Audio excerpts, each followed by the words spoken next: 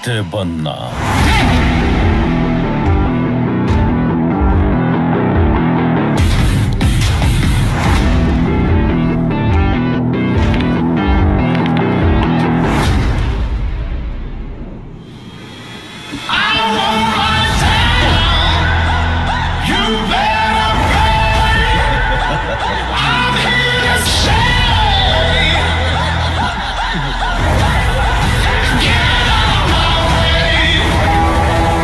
ಬಂದೂಕ್.